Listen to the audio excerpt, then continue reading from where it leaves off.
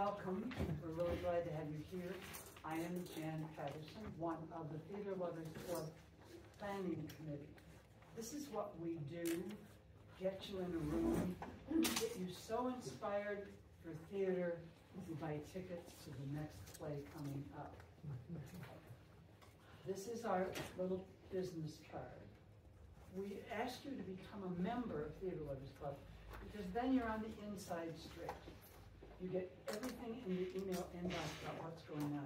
All you have to do is scan this little tiny code on the back, takes you right where you want to go to join up. We don't sell your names. It's free. It helps with grants. You know what that means. And it gets you everything you know right in your inbox. It's pretty marvelous if I say so myself. Gosh, I've said everything I need to say to you. We thank you for your donations. They pay for things like this space and printing and design and a website and all that sort of thing. We don't pay our speakers. Sorry, Beny. I'm used to that. He's used to that. He's an actor. He's used to that. Anyhow. There are people here with this badge on. If you want to talk us up, I can tell you all kinds of things that you need to know. I was going to sit next to Beny and feed him questions, and I knew it wasn't going to work. So I just sent him the questions this morning and said, could you talk about all this stuff? And tonight he's got reams of answers for all of us there. I find it fascinating that we have a male director, actor, producer talking about feminist theater tonight. Couldn't be more engaging. And you guys, I know you all know who he is. He hardly needs to be introduced at all. However, he is, you may not know this, a 3-time Emmy and Peabody award-winning film producer. So his career has not all been in theater, as some of you probably know. I called him a tireless archivist, an advocate of theater, driving his work from all the regional theater work he's done around the country. I think Beny is probably the most schooled in theater in this country living now, and we have him in our midst. Those of you who don't know him as Beny, you now do. I am very pleased to introduce to you Robert Beny Benedetti. Now, can you hear him if I talk this loud? Yeah. Okay, I don't know how much longer I can keep it up, but I'll try. I'm going to go quickly because this is a very, as Jan said, a very broad subject. And in order to focus our interaction tonight, I'm going to make some definitions. We have a sort of renaissance or wave of feminist theater going on in Santa Fe right now with the Dracula at the Playhouse. And as it happens, the last 2 plays of the New Mexico Actors Lab, which I'm the founder of, are both important feminist plays. Opening Friday night, this Friday night, is Paula Vogel's How I Learned to Drive, which won the Pulitzer and the Tony and is regarded as probably the most single important feminist play in the whole canon. The play after that at the lab will be my production of The Half-Life of Marie Curie, which is also an important feminist play by Lauren Gunderson, starring Suzanne Lederer right here.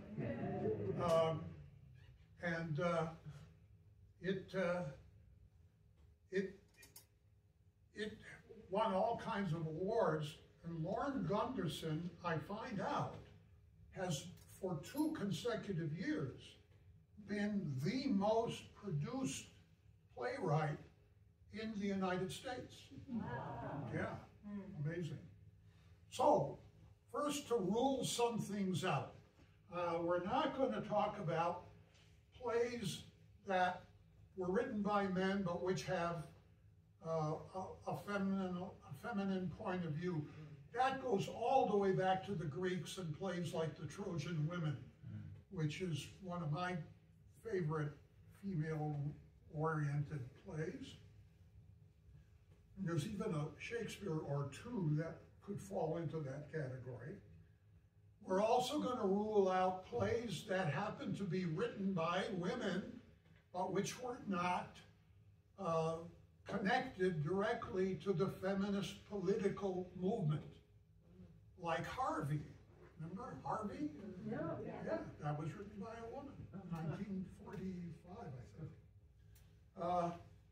So, feminism, I had to do a little boning up on this, is divided by most historians now into 4 waves. The first wave was from the late 19th century, when the character that Suzanne plays in the Marie Curie play, Herta Ayrton, was the leader of the suffragette movement. These were the women who were force-fed and went through a lot of hell all the way into the early 20th century. And they were fighting for the vote. They had some blind spots. They did not include black women. That came later. The second wave of feminism jumps all the way up to the 1960s through the 1980s. The main goals here were to challenge legal and cultural inequalities beyond voting, focusing on the workplace, sexuality, the family, and reproductive rights. The big achievements here were the legislation promoting equal pay, although we still have a long way to go on that one, outlawing discrimination against women, and increasing access to education and the workforce for women. The limitations here were that other forms of inequality were somewhat ignored for a while by this movement, although the rise of black feminism helped to correct that. The third wave was from the 1990s into the early 2010s. The main goals here were to embrace individualism and diversity, address the limitations of the previous feminist movements, and the big achievements here was the creation of the idea of intersectionality, which recognized how different forms of oppression worked together, like race, class, and gender, to create an environment of discrimination. It also challenged traditional gender roles and media stereotypes.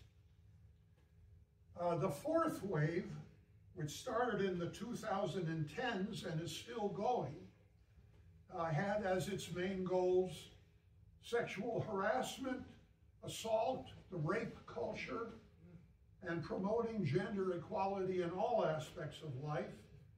It made great use of digital and social media, and movements like Me Too and Time's Up have now gained a global footing. The key achievements here have been holding individuals like Harvey Weinstein and institutions accountable for misconduct, and using social media to raise awareness on a mass scale. Now, the scholars who have looked at the feminist theater movement as such have said that it really emerged during the second wave of feminism, during the 60s and 70s. It challenged what was called the male gaze. It tried to overthrow the traditional male gaze in which women were depicted as objects for male viewing. shifting the focus to a female gaze where women are the subjects. The watchword of this movement was, "The personal is political." This slogan became a central tenet of framing a personal experience of women as valid and important tenets of political issues. Consciousness raising was an important part of this movement, and many of the plays that were written were aimed at raising consciousness about social and political issues and to inspire activism. As this movement progressed, alternative theatrical structures were developed. Feminist theater began to question and subvert the traditional theatrical forms, sometimes using non-linear and narrative and various innovative techniques to challenge stereotypes within the theater itself and to engage audiences more interactively. One of the qualities of a lot of feminist plays is direct address, where there's a lot of talking to the audience. And that occurs in The Half-Life of Marie Curie, and I think also in How I Learned to Drive. A lot of these plays came out of the work of collectives. There were a couple of really important collectives of feminist writers and directors and actors who sought to do away with the hierarchical processes of what, after all, has been for centuries a male-dominated theater. In fact, there were a couple of centuries in there where we didn't let women on the stage at all. There was a movement towards diverse representation. The idea that if the part was written for a woman, it ought to be played by a woman. If it was written for an Asian, it should be played by an Asian, and so on. It began to address intersectionality, acknowledging the ways that race, class, and sexuality intersect with questions of gender. A lot of these earlier feminist collectives have folded. There were a couple of them that were overtly lesbian organizations. I got to know Megan Terry, who was an important figure in the alternative theater of the 60s, and who moved to Omaha, Nebraska. I can't remember now the name of her theater. I think it was just the Omaha something. A little quick story. When Joseph Chaikin decided to close the open theater, which some of you may remember about, they did their last official performance in Santa Barbara, and they came, I was teaching at UC Riverside at that time, and we had a big house in Riverside, California, and Joe brought the whole company to our house for a party after the closing performance. And Joe is a great lover of good red wines, so he and I locked ourselves in my study and threw down some 1947 Chambertin. And there was a young woman sitting on the floor there, and we talked and talked and talked, and only later did I discover that was Megan Terry. So we're interested in playwriting that is directly tied to some aspect of this feminist political movement. And it's interesting that in the years since the movements have begun, 18 women have won the Pulitzer Prize for drama. It began in 1921 with a woman named Zona Gale, who adopted her own novel. And then in 1922,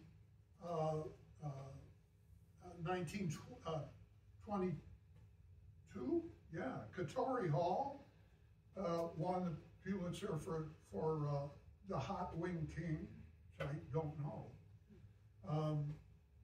And besides the 18 who won the Pulitzer, about 24 other women have been finalists for the Pulitzer since that category was created in 1983. When we look at the names, they're pretty much household names now, or at least the plays are. 1956, The Diary of Anne Frank, written by Frances Goodrich, co-written by a male. 1958, Kitty Frings wrote We'll Call Her an Angel. In 1981, Beth Henley wrote Crimes of the Heart, which has done a lot. 1983, Marcia Norman won for Night Mother, which is a play that disturbs me enormously. In 1989, Wendy Wasserstein won the Heidi Chronicles. She's an old Yaley. In 1998, How I Learned to Drive, which opens Friday night, by Paula Vogel. Paula Vogel is a very important figure because until recently she was the head of the playwriting program at a place that I used to work, the Yale Drama School. And amongst her students have been 4 Pulitzer Prize winners, 2 Tony winners, and 1 MacArthur Fellow. Whoa. So she's been an enormously important teacher of women playwrights. 1991, Margaret Edson wrote Wit. In 2002, Susan Laurie Parks wrote Top Dog, Underdog, which was recently revived. In 2009, my favorite, Lynn Nottage, who I think is one of the very best living American playwrights, won for Ruined, although I personally prefer her play Intimate Apparel, which is a wonderful play to do. A show that was done here in Santa Fe a couple of years ago, Water by the Spoonful, was written by Coraya Hudis in 2012. Annie Baker won for The Flick in 2014. Myrna Majok won for Cost of Living in 2017. And Lynn Nottage, the only woman to win 2 Pulitzer Prizes for drama, won again for Sweat, which was done at the Playhouse about 3 years ago. Yeah. And then in 2021, Katori Hall won again for The Hot Wing King.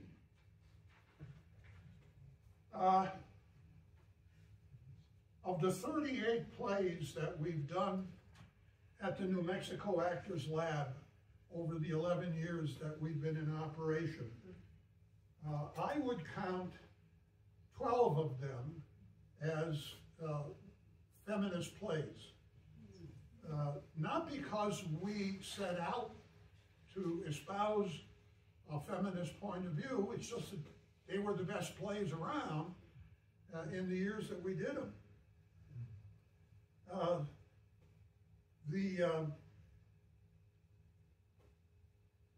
I've already told you about those. I'm interested in not only the content of feminist plays, but the way in which feminist playwrights have impacted the form of the drama itself. Unlike some other genres or other stylistic movements, the feminist tradition is not very monolithic in terms of having an aesthetic that you can point to something and say, now that's a feminist play. They have a tremendous variety, but some of the qualities that have expanded the vocabulary of theater in important ways are that, first of all, in terms of content, feminist plays dramatize a woman's resistance against patriarchy and the marginalization within social and political systems of the straight white male supremacy. Thinking of, these are, now I'm going to mention the plays that we've done over the 11 years. Doll's House Part 2 was in that category. Rapture, Blister, Burn by Gina Gianfrido was, and Stop Kiss by Diana Sum was in this category. The plays often featured women in non-traditional roles who faced opposition from society for their chosen professions or their calling. The second play that we did after Sylvia was David Auburn's Proof, which starred Jonathan Richards and Talis Rose and Jeffrey Pomeroy. And it was about a woman mathematician whose father was a very famous mathematician and who had in fact authored, the daughter had authored an important proof, but had not gotten credit for it because she was in the shadow of her father. In Marie Curie, we have a somewhat similar situation in which Marie was somewhat in her first Nobel Prize. She won 2 of them. Her first Nobel Prize, she was shared with her husband. And then 2 years later, she won, the first one was for physics and the second one was for chemistry. And the second one, that second Nobel Prize, was for the invention of radium and polonium.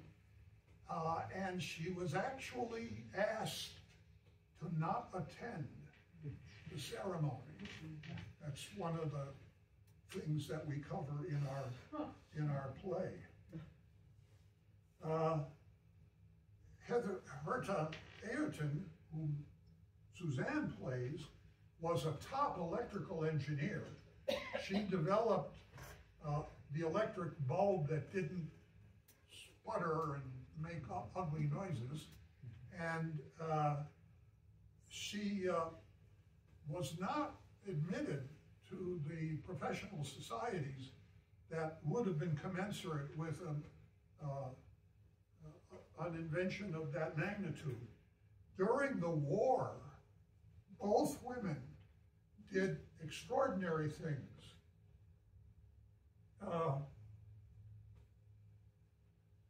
Marie developed mobile X-ray units that saved many, many lives on the battlefield. And Herta, whose specialty was wave dynamics, developed fans that could blow mustard gas out of the trenches. And there were thousands and thousands of these fans used. So both women made enormous contributions to World War I. Feminist plays feature, in general, the welfare of the community over that of the individual. That's a liberal view that to share. And the show that I did some years ago called The Children by Lucy Kirkwood, which was about some nuclear scientists who sacrificed themselves to go into a nuclear facility that had broken down in order to save the lives of the scientists who were trapped in it. Feminist characters eschew violence and utilize non-violent, non-oppressive problem-solving techniques. That doesn't mean that a woman never picks up a sword, which Herta is known to have done a couple of times. Feminist plays tend to be based on the principles of cooperation over conflict, and they use some non-conflict-based dramatic forms, such as mystery and revelation, surprise and suspense. Plays are not just, feminist plays are not just about sex and gender, but also concern class, race, privilege, and other forms of oppression, like our production of The God of Carnage a few years back. And last year, we did 2 feminist plays in rotating repertory, where we did one on one night and another the other night. We did David Mamet's Oleana and Elizabeth, can't remember her name, The Niceties, which were both set in a professor's office. We used the same set for both plays, and they both explored the power differential between professor and student. And in the case of The Niceties, between white and black as well. Well, golly, half hour, decided that I would try to stop in time for some questions and answers, because I suspect that what I've said so far raises some questions in your mind. So please, Jan. So none of us is surprised at a feminist play written by a feminist. Is Santa Fe big enough to have a feminist playwright festival, do you think? And how would that happen? Well, I really don't know. I mean, we could, and we almost are. Well, this year we just about are, yes. I must say, though, that from my personal experience, which is albeit that of an old white fart, the politics of such an undertaking would be a little scary. Because, well, I think, you know, like any good playwright, women, like men, have a tremendous investment in their work, and there would be some jockeying for position, I think, in such a thing. I don't know. It's, I think one would have to tread quite carefully if one undertook that kind of a... Even though we've got 2 of our major theater companies running current, or whatever the word is, 2 feminist plays, Dracula and Riot. Yeah. Well, that was sort of a coincidence.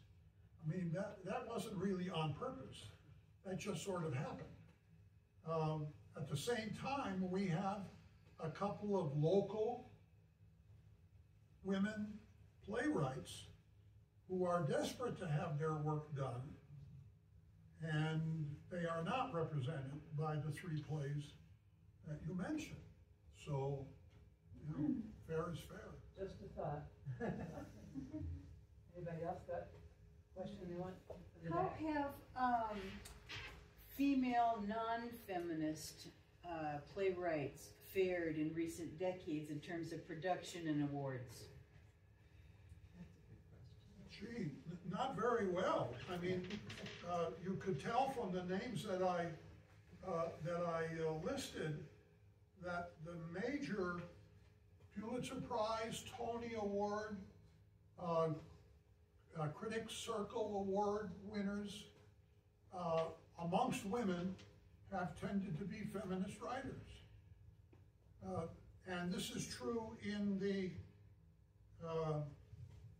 in film and television as well. I had a project at HBO about a woman labor leader named Lucy Parsons. Yes. Lucy was married to a white man, Albert Parsons. Albert actually had been a Confederate Army scout, and they had met and fallen in love in Texas and had been driven out of Texas by the Klan and came to Chicago in 1883, right after the fire, and became, the two of them, the leaders of the beginnings of the American labor movement.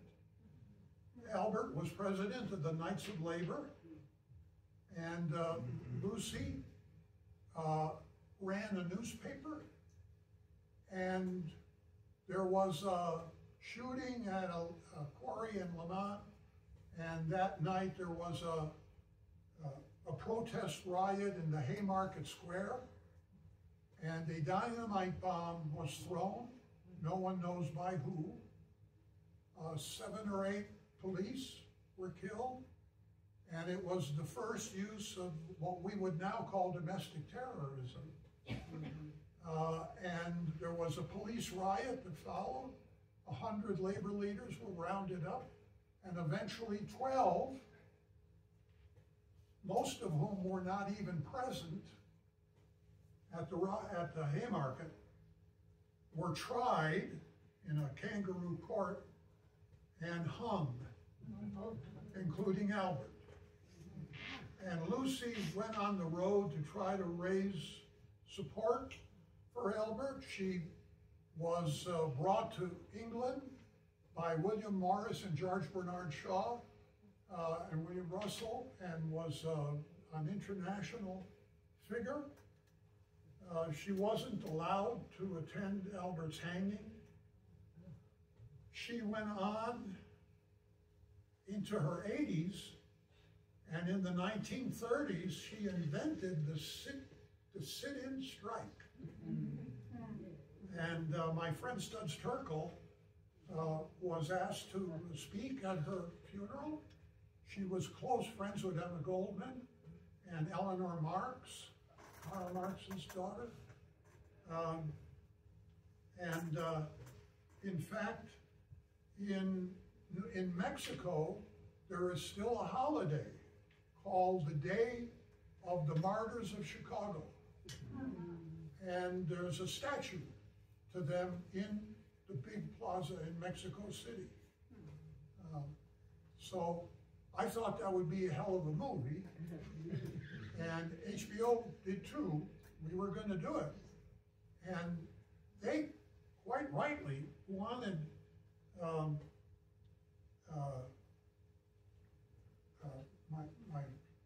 my favorite. God, I'm having a senior moment.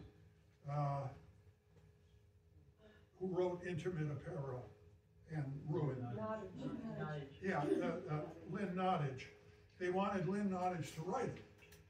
But Lynn was at that time in the middle of writing Ruin and not available, so they asked me to write it, which I did. But it never got made because there was a change in leadership at HBO. And as usual in the film television industry, when there's a change of leadership, all the old projects from the old regime get dropped, because if they're successful, the old people get the credit, and if they're not successful, the new people get the blame. Anyway, I'm not sure why I told you that,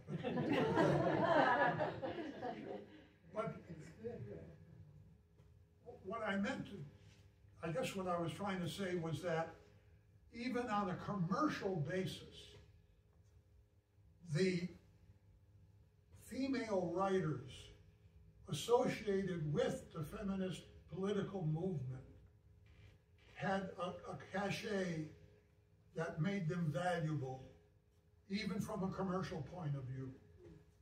And that was very good and useful to the movement as a whole. The feminist playwrights made an enormous contribution to the feminist political movement. Yes? I was very interested in your comment about the way the feminist playwrights had changed the format and the structures of theater as well as the content. I wonder if you'd like to say more, and perhaps you've mentioned that the feminists tended to focus more on collaboration than competition, but I'm wondering if there's other aspects of feminism that show themselves in these structural changes within theater. I think that's fascinating.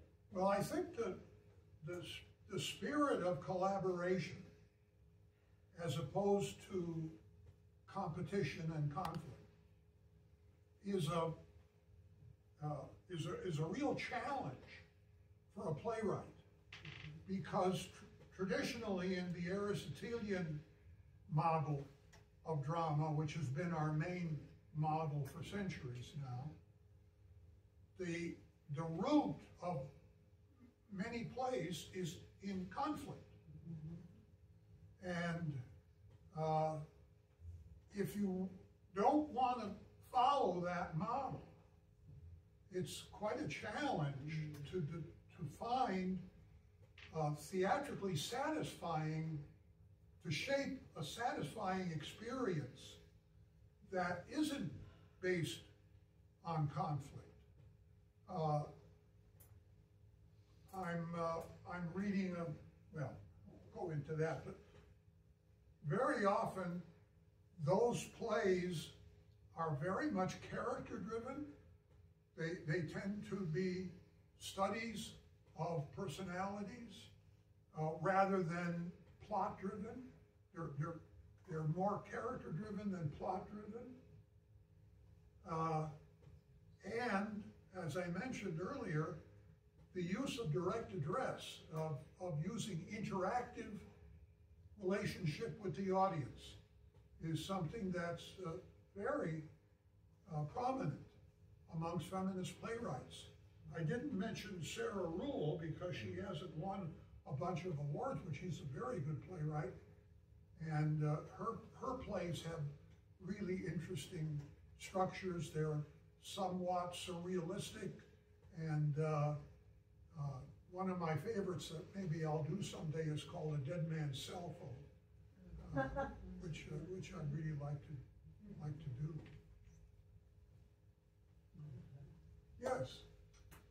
I'm just rereading Hedda Gabler, and would you consider Ibsen's plays, Hedda Gabler and The Doll's House, to be feminist, or are they pre-feminist because of the long period of gap in time, you might say? Yeah, I would consider them pre-feminist, but at the same time, they are plays that we like to revive primarily because of their feminist content. Oh, gee, look at this, 150 years ago, here's somebody who's... I'm not a big fan of either of those plays myself. I find that whole era of playwriting to be really verbose. So I would not willingly do one of those plays. I did do A Doll's House Part 2, Yes. which was written in a very different spirit and form. Those of you who saw it, Leslie Dillon and Nico Ballas played Nora and Torvald. And I thought it was a wonderful play. And we did it in tennis court staging at Teatro Paraguas, where the audience was on both sides of the action, and the tennis court in the middle had two chairs. The only set with two chairs, and what happened was in the course of the production, these chairs kept getting closer and closer and closer until finally Torvald, with his head in a bandage, and Nora were holding hands in the middle, and then she, of course, splits. So, and there was an interesting thing that came up in that ending. Torvald had gone out and gotten a copy of the book, of the novel that Nora had written. This is in the original. So he had it with him.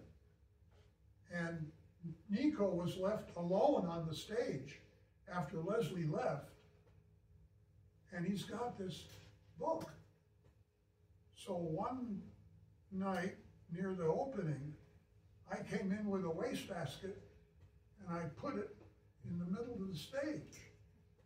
And I said, okay, Nico, every night you have to decide what to do with the book.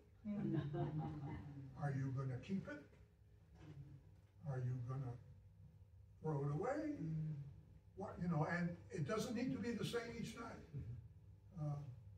That was a fun thing to do. I was just wondering if you had any experience with, or information about feminist musical theater. Oh, that's a good question. I am not in any way expert in or even a big fan of musical theater myself. So I'm not really the person to answer that, but what are some of the musicals that we've done around here lately? Was Kinky Boots feminist in Orient? Not particularly. In fact, I thought it was, in some ways, not exactly objectionable, but a little weird. Cabaret. Cabaret's got a little bit of it. And that's written, What? written by Cabaret's Candor and Ed. It's men. What? Men wrote it. Yeah. Men wrote Cabaret's men. Off the top of my head, I would say that most musicals that women have written or worked on, it's a collaboration. It's a male and a female. Oh. Probably written only by a female. Directed, yes, but usually there's a collaboration with a male. Yeah. Recently, there was the one about the suffragettes. Yes. What? That was written by a woman. Oh, there you go. Which one? Suffragettes. Oh, right, Yeah. right, that's right, that's right. Where would you put Carol Churchill's Top Girls? Top Girls? Yeah. Oh, Carol Churchill is really important. Yeah. She was the first real luminary of in the popular mind of the feminist theater. And the popularity of Cloud Nine, Top Girls, and her other plays, which are damn good plays. I've done most of them, actually. She really paved the way. That's what I was thinking. Yeah. And the fact that she was working in Britain, I think, helped. I think the British theater as an organization and the British audience as an audience was a little bit more open than the American to the beginnings of the feminist movement. Yes. Yes. What influence Lawrence has feminist theater hat on non-feminist theater. Oh, golly. I don't think it can be separated.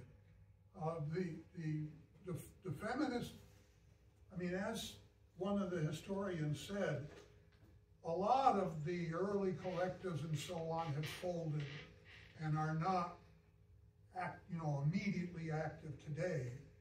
But the influence of the whole feminist movement has been absorbed into the vocabulary of our theater in a very important way.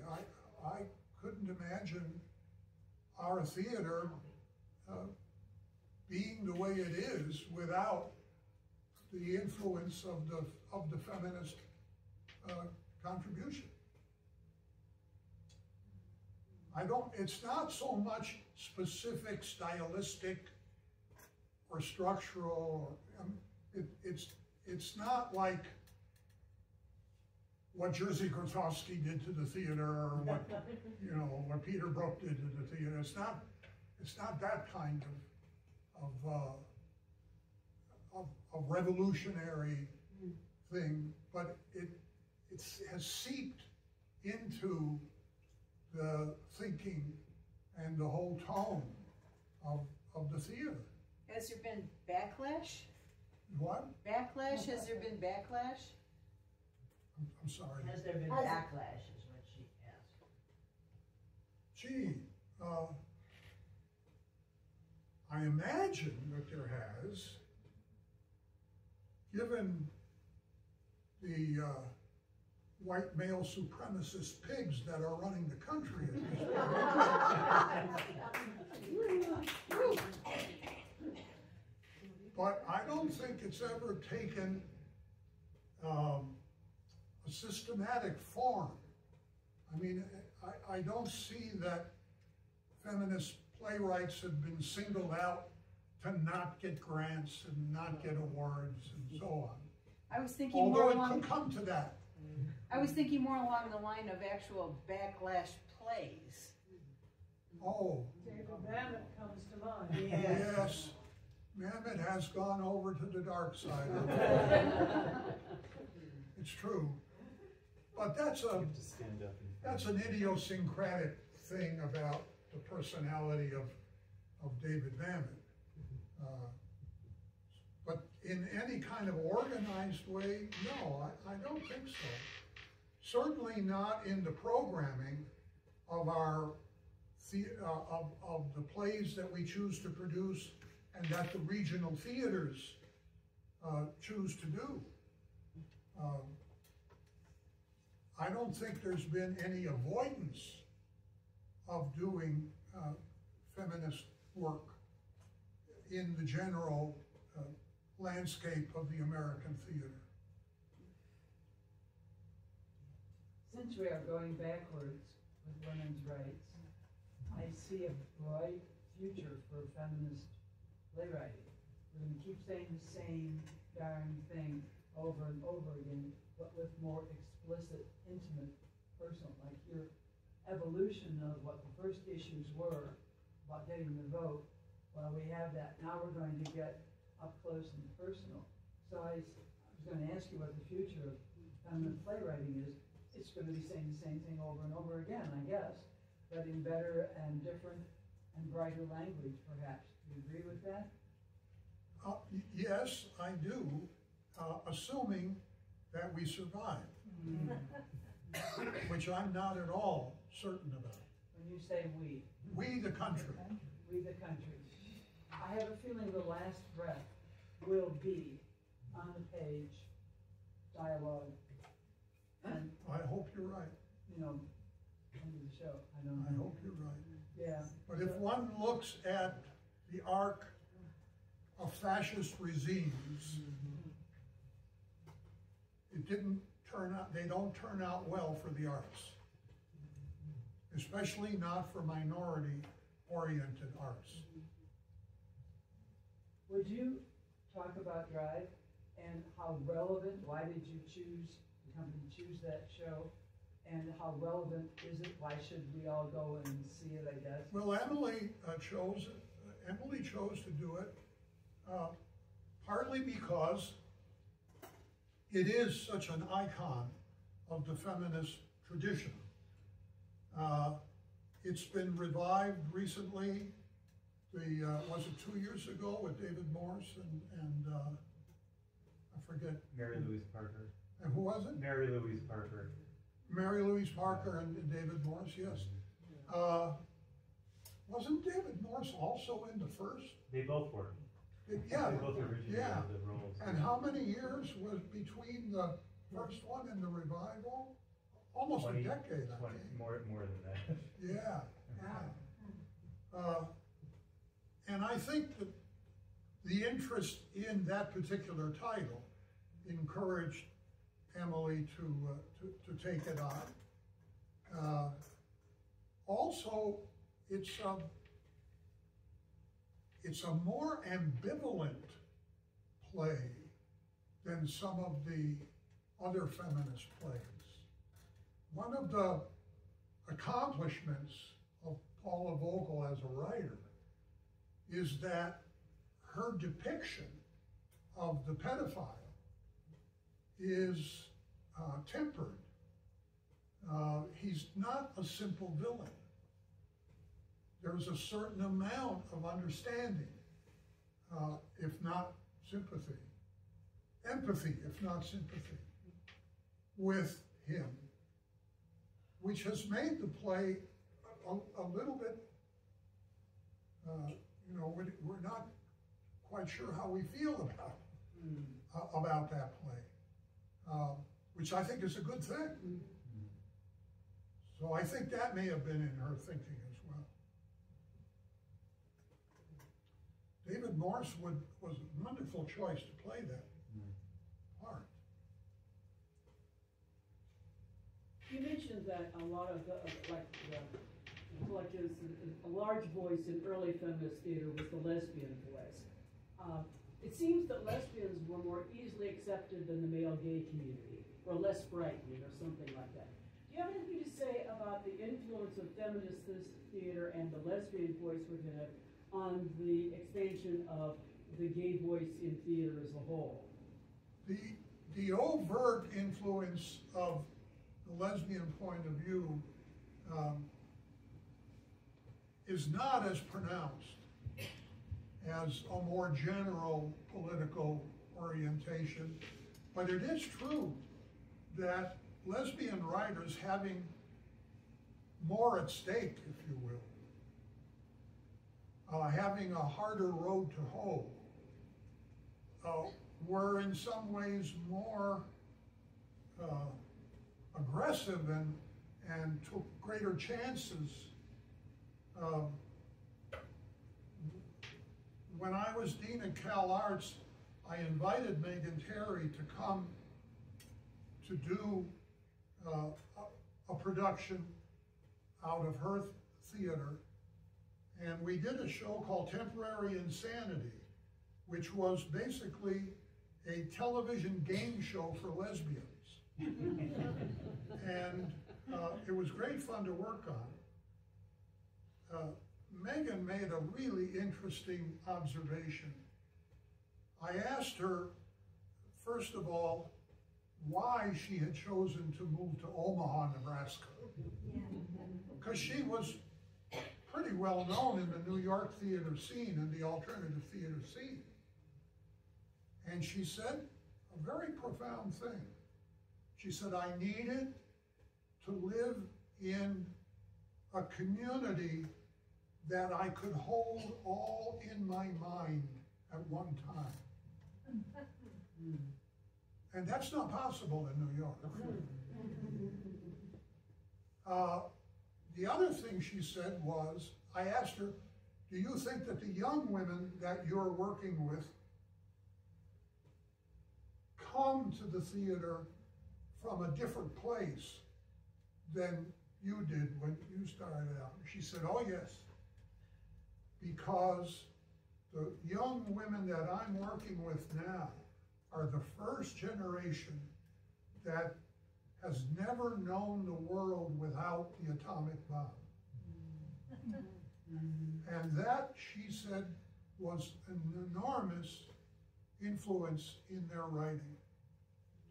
Maybe not on a simple, direct level, but in terms of the underlying existential dread that kind of invaded at a very deep level a lot of their writing. But there were very few of those lesbian collectives that ended up having a major impact, because their aim was focused, highly focused, and not as available to a general crossover audience. Carol Churchill's plays, anybody can enjoy a Carol Churchill play.